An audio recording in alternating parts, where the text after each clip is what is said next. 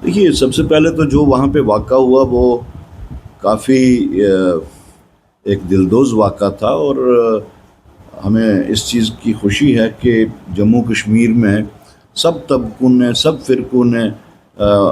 जो है उस चीज़ को कंडेम किया, above party lines, above religious lines. और इस चीज़ का एक मैसेज दिया जो गांधी जी कह के गए थे कि अगर हमें जम्मू कश्मीर में कहीं पे भी किरण लगती है, पूरे हिंदुस्तान में अगर कहीं हमें जो किरण दिखती है रोशनी की, तो वो कश्मीर में दिखती है। तो उसका एक भरपूर एक मुजाहरा हुआ, और वॉलंटरली लोगों ने उस चीज़ के को कंडेम भी किया और अपने कारोबार भी बंद किए, और सख्ती से, सख्त अल्फाज में कंडेम करते करते उनने ये तक कहा कि उन लोगों को सख्त से सख्त सज़ा दी जाए जो परपेट्रेटर्स थे। तो जहाँ तक टूरिज़्म का ताल्लुक़ है, ये नेचुरल सी बात है कि उसके बाद में बहुत लोगों की वहाँ जो बुकिंग्स थी, जो रिजर्वेशंस थी, वो कैंसिल हुई। लेकिन हमें उम्मीद है कि वो फिर से रिवाइव होगा। अलबत्ता सरकार को एक कॉन्फिडेंस बिल्डिंग मेजर्स लेने चाहिए, पूरे मुल्क में जाके टूरिज़्म डिपार्टमेंट्स के माध्यम से एक कॉन्फिडेंस बिल्डिंग मेजर्स करने चाहिए। अब सरकार जो है वो दूसरी चीज़ों में लगी हुई है। वो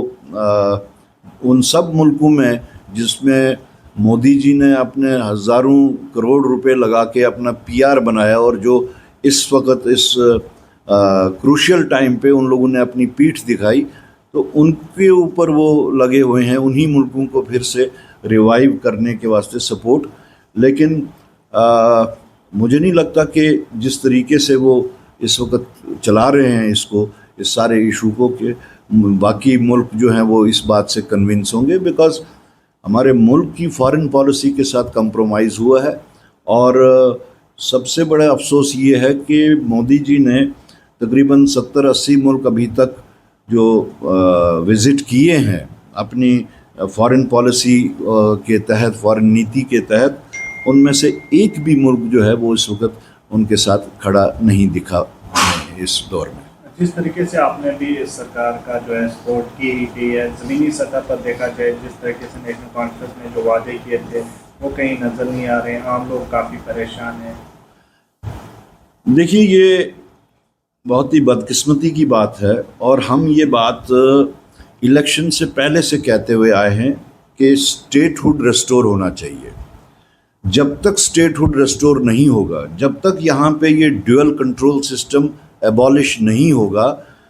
हमें जो ख़दशात पहले भी थे वो हमने पूरे खुल के ज़ाहिर किए थे कि कहीं ऐसा ना हो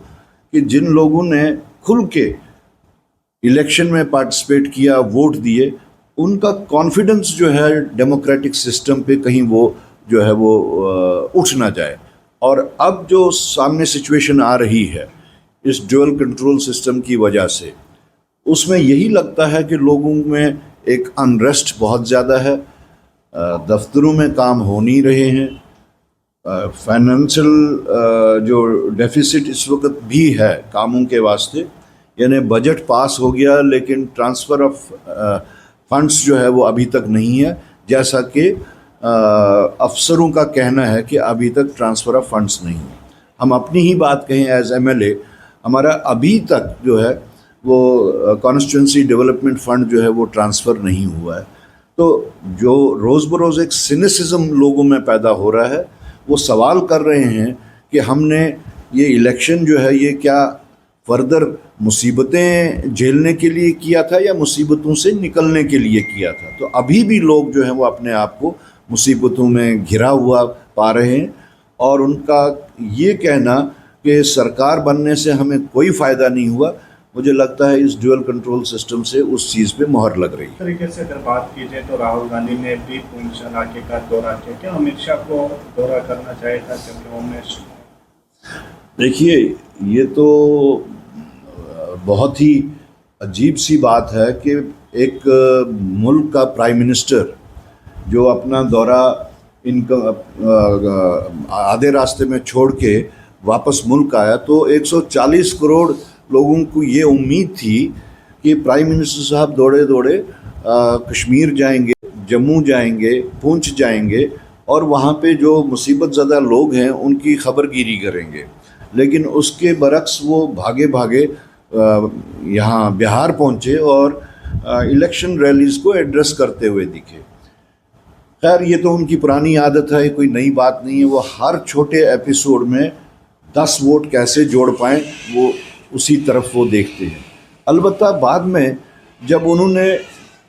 नेशन को एड्रेस किया तो अफसोस की बात यह है कि नेशन को एड्रेस करते टाइम उन्होंने पुंछ, राजौरी, उड़ी, कुपवारा, यहाँ बिश्ना या आरएसपुरा, जहाँ जहाँ भी, या जम्मू सिटी, जहाँ जहाँ भी गोलाबारी हुई उन्होंने नाम तक नहीं लिया। और जिसकी शिकायत अभी पुंछ के लोगों ने राहुल गांधी जी के सामने भी की कि प्राइम मिनिस्टर ने हम लोगों का नाम तक नहीं लिया। कम से कम मरे हुए लोगों के साथ में, उनके साथ में सॉलिडेरिटी ही दिखाते। लेकिन अफसोस कि वो हर चीज़ में अपने 10 वोट कैसे जुड़ाने हैं, बस वो सिर्फ उसी में लगे रहते हैं। तो एज प्राइम मिनिस्टर जो उनका फ़र्ज़ बनता था वो फ़र्ज़ उन्होंने नहीं निभाया, जिसकी वजह से लोग बहुत उनसे नाराज़ भी हैं।